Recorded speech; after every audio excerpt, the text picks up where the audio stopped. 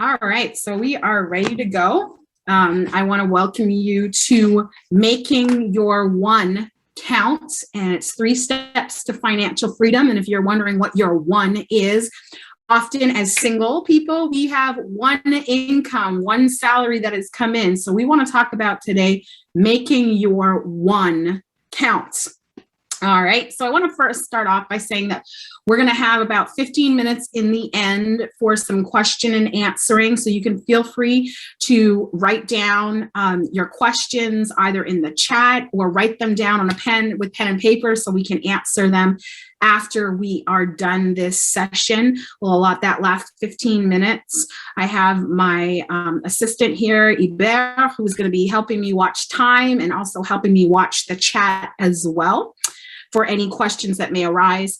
If you already haven't, I'm going to invite you to get a pen and a paper and write down, because we're going to be moving quickly today and there is a lot of information to take in. And as I said, feel free to write any questions in the chat and we will get to them. My name is Chanda Nunes. I am a pastor in California.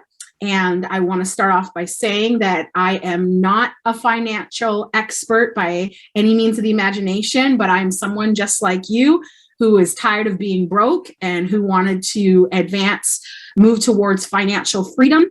And so I've dedicated the last 9 years of my life towards raising my financial IQ. And so that's where we're starting today. I'm just for the record, I'm not a financial expert, but I'm just somebody who has taken the time to invest in this knowledge of figuring out finances. So I paid off $80,000 worth of debt. I just want to share a little bit of my background with you, my journey with you before we get into the 3 steps working towards our financial freedom. So I paid off $80,000 worth of debt. And my debts included 4 credit cards, a car note, my student loans, which had been looming over my head for about 12 years. So I was able to pay off $80,000 worth of debt in 3.5 years on a $40,000 salary. And I was able to live on $1,700 approximately each month. And while I was doing that, I was still able to take vacations out of the country. I was still able to buy what I needed and I was able to save. So after those 3.5 years, when I got myself debt free, it put me in a better position to be able to help my family members and even some friends who were struggling financially at the time. I was able to help them with their car notes, with their bills, and with their rents as well. And so that's what I was able to do once I got myself debt free. About 3 years ago, just before my 40th birthday, as a single person, because we're talking to singles here, I was able to purchase my first home, which I have now turned into an income property. And as I mentioned to you, I do live here in California. If you had told me that as a single woman, I would have been purchasing a home in California on a pastor's salary, I would have told you absolutely not. And so it was definitely a God thing that happened and transpired. And I am grateful, very grateful to God for that. One of my financial goals is that by next year, I'm going to use the equity which I have built in that home and use it as a down payment towards purchasing another home. That is my goal, to keep that as my cash cow and have that as that income property to help build some of my future wealth. And so that in brief is just my journey, my financial journey, very, very briefly, my financial journey and how I'm working towards my financial freedom. So again, we want to talk about making your one count. And so I want you to type in the chat, are you ready to go? You can say, yes, I'm ready to go. We want this to be interactive. As I mentioned, I am a pastor Pastor, you can talk back to me. I'm not afraid. So when you're ready to go, you just type yes in that chat and we are going to rock and roll. All right. So here we go. So there are 3 steps. Thanks, Miranda. I see you typing it in there. All right. I see you too, Anne. All right. Awesome. So there are 3 steps towards working towards your financial freedom. And the first thing that you want to do is to take care of your past. Take care of your past. And what I'm talking about in there is your debt. Okay, we're talking about taking care of your past, working on your debt. So the first thing you want to be able to do is to figure out what your debt is. You see, once you know what your debt is, then you're able to create a plan of attack to wipe that debt out. Many years ago, I had a financial advisor who said to me, "You've got to kill debt like a rat in the kitchen." All right. And none of us desire to have rats in our kitchen, right? We want them out. Well, that's exactly what we want for our debt. We don't want debt anywhere near us. So figure out what your debt is and don't continue to ignore it. I know some of us get scared sometimes to answer the phone when we see an unknown number calling, because when you're living in debt, you're also, for many of us, we're living in fear, and we don't want to live in that fear, right? We want to know what our debts are. So when the creditors call, pick up the phone, talk to your creditors, find out what your debt is, find out how much you're paying in interest rates. I have friends who get bills and they just let it stack up. Don't be afraid to open your mail. Open your mail up, find out where you stand, and find out what options are available for you. For some of us, it may be a harsh reality when we're finding out what our debt is. But only when you find out what your debt is, that is when you will be able to plan your attack. And so about a couple of weeks ago, about maybe like a month or so ago, I've been purging my house. I'm purging papers. And wouldn't you know, I came across this piece of paper, and you can see it at the top. So my family calls me Shan. And so it is my Shan plan to be debt free. And it's amazing because this was my plan. All I did was I wrote it down on a simple piece of paper. It was nothing fancy by any means. And if you can see the back of this, it says, "Save everything you can until June 30th and pay everything July 2nd, 2012. So that was my plan of attack, to be debt free by 2012. And here it is. I became debt free back in 2012. And so please figure out what your debts are, get it down so that you can plan your attack on how you're going to wipe it out. So one of the ways that you can work towards killing that debt is to create a budget. Now, just by typing here in the text, how many of you actually have a budget? How many of you have a budget that you work on each and every month? Anyone have a budget? Or if you want to unmute yourself, you can say, "Yeah, I got a budget." All right. I see some hands raised. All right. All right. Awesome. And so there are several ways for you to be able to work on a budget. So I'm old school. So I just took this screenshot of my budget. This is from an Excel spreadsheet that you can just get on your computer. You can go to Excel. They actually have different options of what you want to do with your Excel spreadsheet. And you just click on the budget, and all you have to do is list the items that you have there in your budget. So I'm very old school, so I use the Excel spreadsheet. For those of you who are also old school, another old school thing that you can do is you can simply bust out a piece of paper in a notebook and just write down what your expenses are. And then most of us own smartphones, and there are so many apps that are available now, so many free apps that are available that you can use to help you budget your money. And what you want to do is you want to take the time to list out all of your expenses. That's your rent, your cell phone bills, or your house phone for those of you who still have it, your internet, your groceries, charity, charitable givings, your car note, insurance, entertainment, hair, nails, whatever it means, getting a lineup, whatever. make sure you list it all out. And by listing out all of your expenses and then subtracting that from your paycheck, it will help you to determine two things. And the two things that it's going to help you to determine is, one, what you have to be able to pay down your debt, and two, how much you can save each month.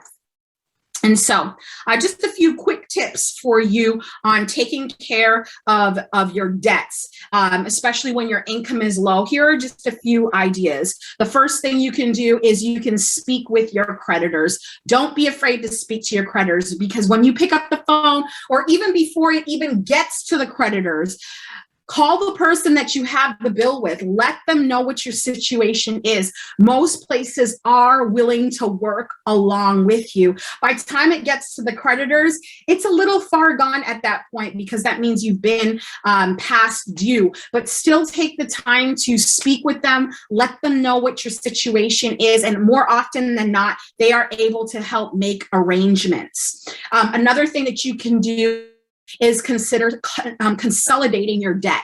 And what consolidation means is taking your student loans, or taking your credit cards, or taking whatever your debts may be, and putting them together as one and making one monthly payment.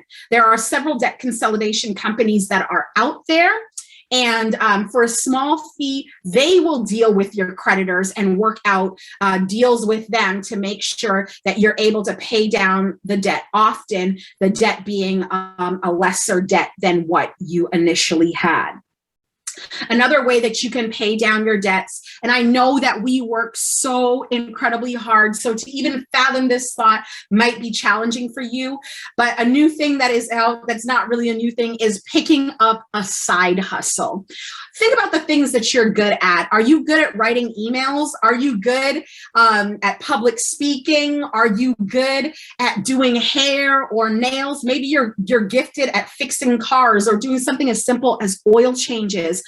Whatever it is that you possess, market that, use that, and that you can use that money to help pay down your debts. So one of the things I love to do, as it's my hobby, but is also my side hustle, is I love refurbishing furniture and selling it. So I might be walking down the street and I might see something that somebody has thrown out. Like I recently picked up a dining room table and I brought it home and I sanded it down and I painted it up and I was able to sell it for profit. I love doing that with furniture, whether it's patio furniture or reupholstering furniture. I'm just taking that stuff and for free is always good, or getting on Facebook Marketplace or Craigslist or OfferUp or some of these other places and buying low and then selling high, and then taking that money to put towards my savings. Since I don't have debt, I put it towards my savings at this point. And so those are just some things that you can do to help to lower your debt or help to pay out your debt. And another one that I know that might make us feel a little bit uncomfortable, but if you find the right person, it can definitely work to your advantage. And that is finding yourself a roommate. Yeah, get somebody to move in with you who can pay half the bills and pay half the rent. We're single people.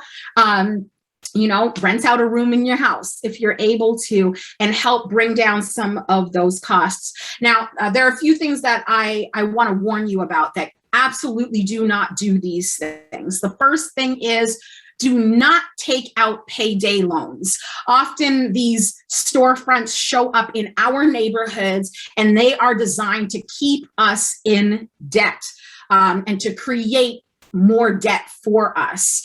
So do not do a payday loan. The level of interest rates that you pay on a daily basis, not even a monthly basis like your credit card, but the interest you pay on a daily basis is designed to keep you in debt. I would rather you humble yourself and set your pride aside and go and ask somebody to lend you a couple of bucks rather than going to do these payday loans. They are not good. They are not for us. They are the devil. They are against us. The second thing I want to share with you not to do is do not rent your furniture. There's all these companies that will say, oh, come rent your furniture for $25 a month, or rent this television for $30 a month. Again, These people are not for you. They are against you.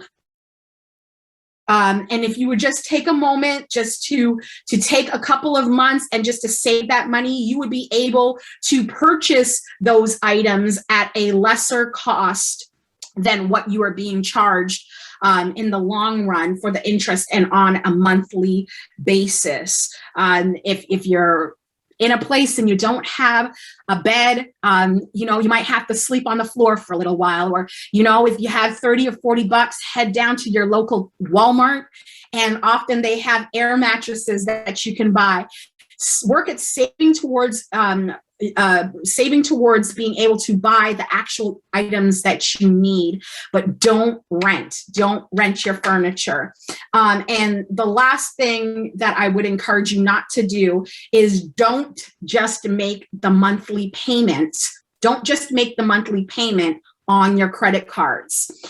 You want to pay, if you can pay even $10 more or $20 more, trust me, this will make the difference. You see, credit card companies, they always have what they want to shoot out as incentives to be able to sign up for our credit card and we'll give you a free trip to Jamaica. Sign up for this credit card and we'll give you a pair of tickets to the Super Bowl or to this sporting event, or we'll give you a gold watch. The gold-plated watch, everything that they offer you an incentive, but the reality is they know that if you go out and you start swiping that card and you rack up $1,000 and you're only paying the minimum interest on it, that it's going to take you 10 years to pay back that $1,000. Credit card companies are not your friends. Car dealerships, when they tell you, let's make a deal, they are not your friends. All of them are working against you and not for you, no matter how much they tell you that they're working for you and how much they want to work out a deal for you. They are not trying to work out deals for you. So those are just some things that we can be mindful of. So you want to take care of your past. That's the first thing. You want to know what your debt is. The second thing that you want to do, the second step you want to take in work towards your financial freedom is to take care of the present. Take care of the present. And that simply means to spend wisely. We're talking about spending wisely now. Now we want to go back to that budget. Now I showed you before, and I'm pulling it up again here, okay, that I had here is my budget that I have down here, okay, on a good old Excel spreadsheet, all right? Create a budget, and this is key, create a budget and stick to it. All right. And I know that that might be a challenge for some of us. Now, we're talking about the fact that knowledge is power, right? And so you want to know the exact numbers that you are spending on your monthly items that have been listed in your budget. Now, more often than not, you think you know what you spend, but then there's the actuality in what you are spending. So know the exact numbers. For me, I carry around a Ziploc bag in my car, and when I get gas, I get the receipt, I put it in there. I get groceries, I put the receipts in there. Anything that I spend over the course of that month, I have the receipts in that Ziploc bag. And then I'm better able to make a knowledgeable input when I'm listing things on my budget. Now, I know for many people feel that budgets are restrictive, and if you have budgets, you can't have any fun with that. And here's the reality. Budgets, yes, can be restrictive, but they're meant to discipline you. But one of the things that you can do on your budget, your restrictive budget, if you please, is that you can budget for fun, budget for your entertainment, budget for vacations, budget for clothing, etc. You can budget and still have fun as long as you budget for that fund. The next thing that you can do, so you want to create that budget and stick to it. The next thing that you can do is you can use the envelope system. And I'm not sure if you how many of you know what the envelope system is, but here it is. Here are my envelopes, okay? And so you can see I have one for groceries, I have one for gas, I have one for clothes, I have one for a car note if I have a car note, I have one for rents, I have one for entertainment. Here's our fun. And then I have this one, it's called Blow. And I love Blow because Blow is, I normally put $50 in my Blow and I can spend it any way I want without anything happening seriously to my account. Blow can also be listed as miscellaneous, your miscellaneous items. All right. And this was the game changer for me because having this envelope system really helped to discipline my spending habits. And so what I would do is at the beginning of each month, I get paid and I go and I take out that cash and I put it in this envelope. So I put all my grocery money into this envelope and I only can spend what is in this envelope. It is for groceries and for groceries alone. And there's something that happens to us when we just walk and we're just swiping our debit cards, we're swiping our credit cards. We don't mentally stop to think, oh, I have $500 in my account when I go to grocery shop, and you're like, oh, just pick up whatever we need. Create a list as well. Create a list. That's important. But many of us, we just swipe our cards. And I know for some of us, there have been times where we've swiped our card and we've been like, please, Jesus, help there to be enough money in this account for me to pay for these groceries or to pay for this clothing, right?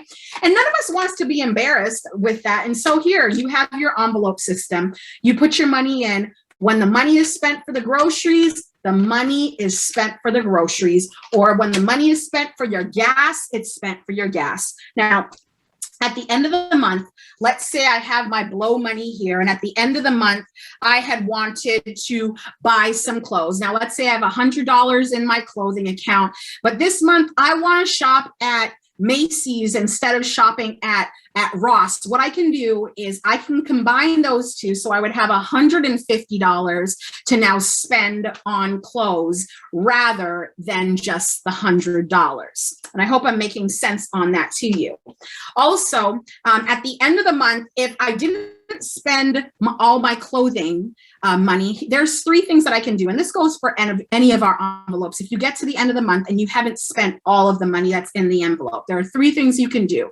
One is you can hang on to it and add it to your clothing account for the next month. So you can take that 100 and you can put it in again. And so you'd have $200 to go spend on clothes. So that's one thing you can do. Another thing that you can do, as I just told you, is you can take it and you can pair it up with something else like the Blow money, right? You can pair that extra up. Or the third thing is that you can take that extra $100 that you didn't spend on clothes this month and you can put it into your savings. All right. That's a tip towards savings as well. All right. So some really quick tips, and Iber, if you can just put in the chat for me how long I'm at, what my timing is at, that would be great. So some quick tips on spending wisely is, the first one is learn to cook at home and to make fancy coffee drinks at home. All right. So I just want to open our eyes to this. Just type in the chat there. How much do you think it is to purchase the average special coffee drink or specialty drink? How much do you think it costs to purchase a coffee drink or a specialty drink? Any guesses out there? Okay. Somebody said $8 to $10. All right. All right. All right. Well, the average cost of a specialty drink is about $4. Okay. Depending on what you're buying, right? Well, we're going to say it's going to be $4 for this conversation. So the average cost of your coffee drink is $4. Now, let's say you're getting that specialty coffee drink 5 days a week.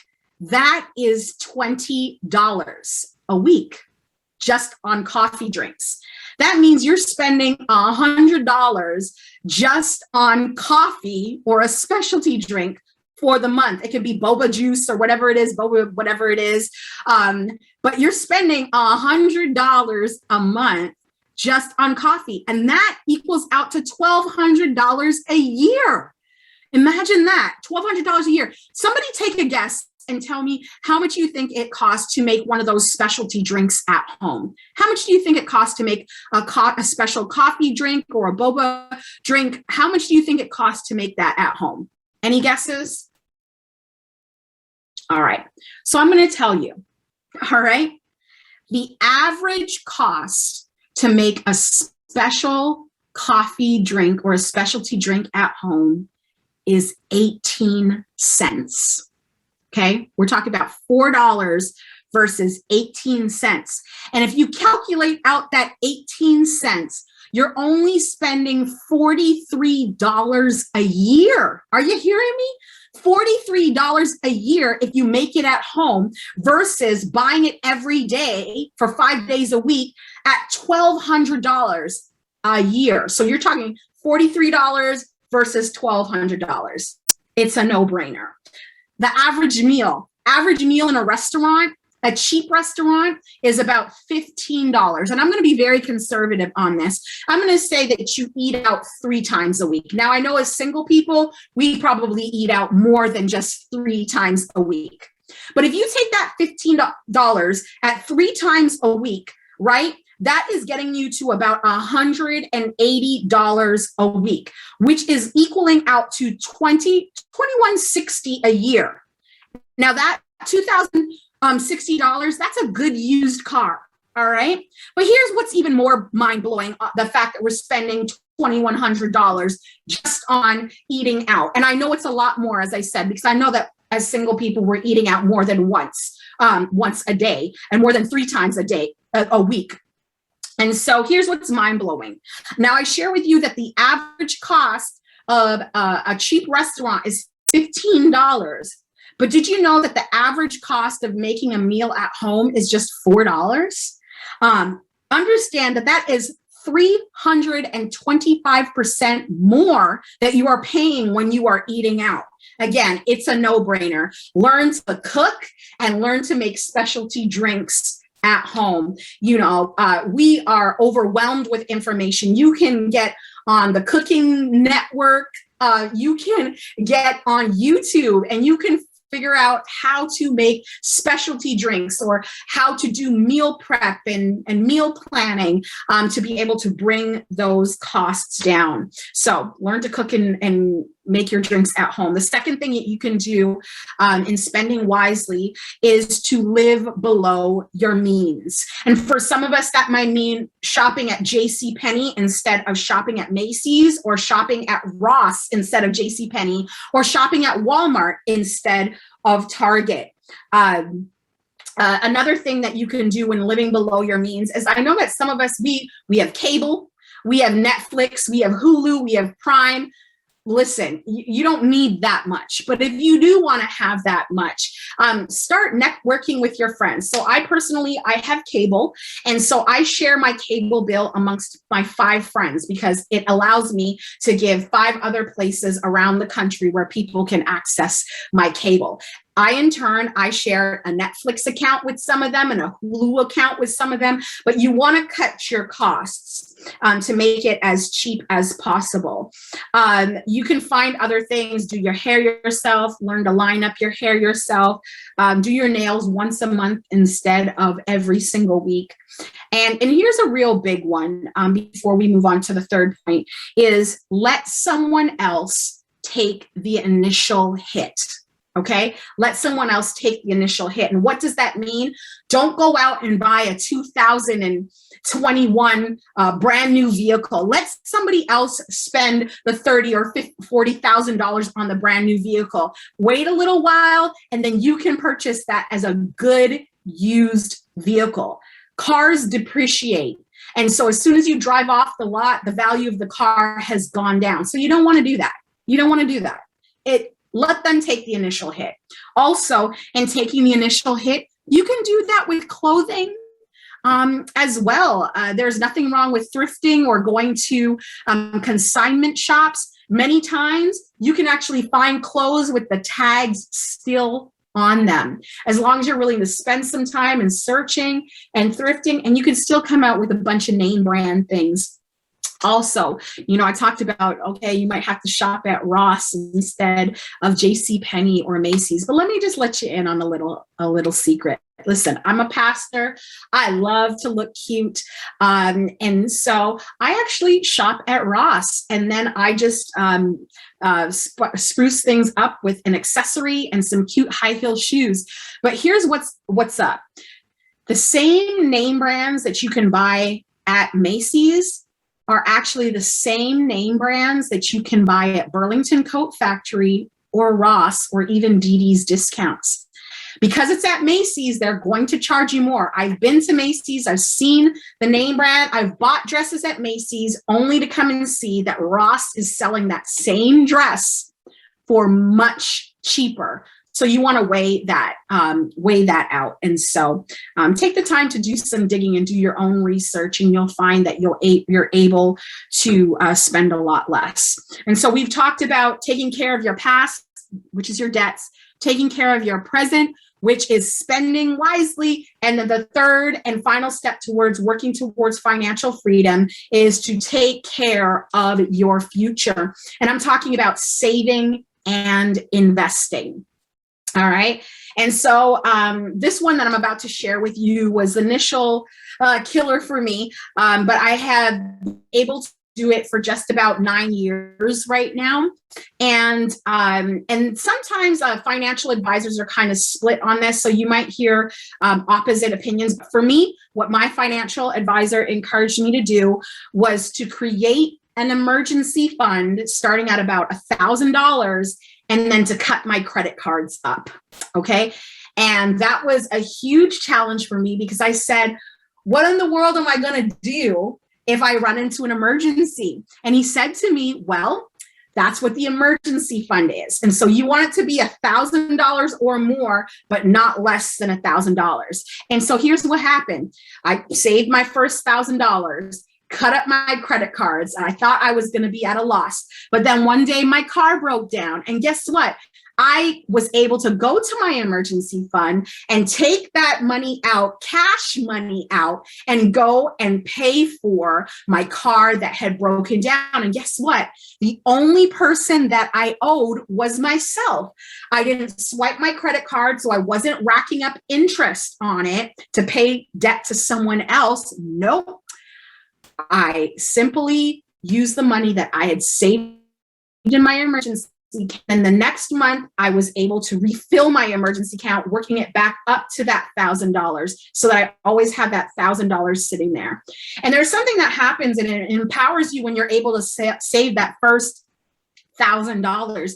I remember walking into the store. Now I wasn't a millionaire, but I had $1,000 saved, right? And I was able to walk into a clothing store or furniture stores and just be like, oh, I can purchase that without racking up debt. And so it starts to give you a taste of financial freedom and a sense of empowerment. It was my money, and I could use it should emergencies arise. Now, full disclosure, yes, now that I've disciplined myself, I do have a credit card. And the only time I use that credit card is for when I travel. I go out and I speak. I'm a pastor, so I travel around and I speak a little bit. And so that credit card goes with me when I travel for my incidentals. Otherwise, that credit card stays right here at home, secured somewhere, because I don't take it out with me because I don't trust myself. I don't want to get back into that habit of just swiping my credit card.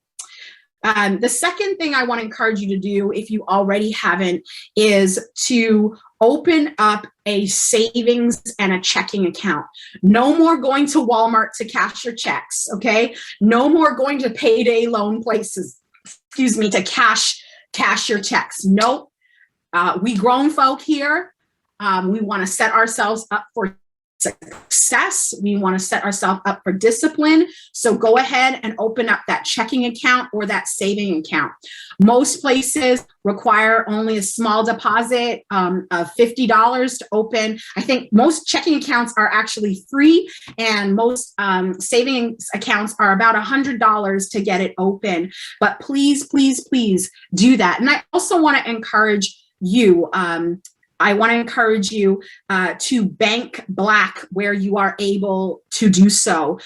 Google and find out what institutions, banking institutions around you are owned by people of color, and invest in those banks. Put your money in those banks. The third thing that I want to encourage you to do, and then we're going to work towards our question and answer time. So if you have questions, you can even now start typing them into the chat. I want to encourage you, no matter how young or how old you are, start saving for retirement. Even if you're putting away $25 a month or $50 a month, start doing that now. Work towards putting yourself in a position where you can possibly retire at 35 or 55 instead of 75 years old. All right, so start saving for retirement. Many of your employers will already be putting money into retirement for you. Many employees are willing to match. If you put a certain amount in, they'll match it up to a certain percentage point you want. That's free money. Don't leave that money on the table. Do as much matching as you possibly can. You also, in talking about your saving and investing, I want to invite you to set some financial goals for yourself. We are single people, so whether it means saving for your first home or a second home, maybe that dream wedding that you want, or that dream car or vacation, or maybe it's even towards setting goals towards paying your debts. Remember, I showed you this piece of paper. I had set my goal towards being debt free in July of 2012, and I worked my Chanda plan and was able to get debt free. And so you want to work towards that. Also, something else that's really important that kind of ties in with your debt is find out what your credit score is. Your credit score is important. Now, I know this might sound a little contradictory because I said cut up the credit cards, and how do you cut up credit cards and still raise credit scores? How do you work towards that? Well, listen, cash money speaks louder than a credit score. There's this thing that often is not known to us, and they're called underwriters. And so if you have $50,000 cash money in the bank that belongs to you, that is better than having a 650 on your credit score, because underwriters will come in and they will see what your assets are, and often they're willing to work things out for you. But once you become disciplined and you do move back into, you do get back to that point of having a credit card, you want to make sure that you're paying your full bill all at once. Don't allow any carryover from month to month. As I mentioned, don't just do the monthly payments, do more than the monthly payments, but ideally you don't want to carry a balance on your credit card. And for any other accounts that you may have out there, whether it's a credit card through Best Buy or a credit card through Macy's, etc., you want to be sure that you carry a zero balance on those things. Don't allow it to spill over. They're counting on you they're betting against you not to pay off your debts, okay? So you want to make sure you do that. Make sure your payments are 100% on time each and every time. And that's even with your bills as well. Work towards that as well. And the final thing before we get into our question and answer time, and I do hope you have some questions for me, is when you are able to do so, get yourself a financial advisor. There are so many companies that are out there that are more than willing to give you a free 15-minute consultation to help you, whether it's to set up a budget or to help you with investments, maybe learning about cryptocurrency or income properties or stocks and bonds, even conferences. You are sitting in a free conference, and so much information is being given to you in the various seminars. It's for free. And so you want to glean on these things, get online and read. There's so much out there. And as I mentioned earlier, knowledge is power. And so if you can get yourself a financial advisor, they can help you make sure that your retirement is on point and help you set up Roths and IRAs and assist you with other investments. And I promise you that it will be worth every penny that you spend. And so today we've just looked at simply taking care of your past, which is talking about your debts, taking care of your present, which is making sure you spend wisely, and then taking care of your future, where we're talking about making sure you're making the right moves towards saving and investing. And I promise you that if you take some of those tips and work towards that, you will work yourself towards financial freedom.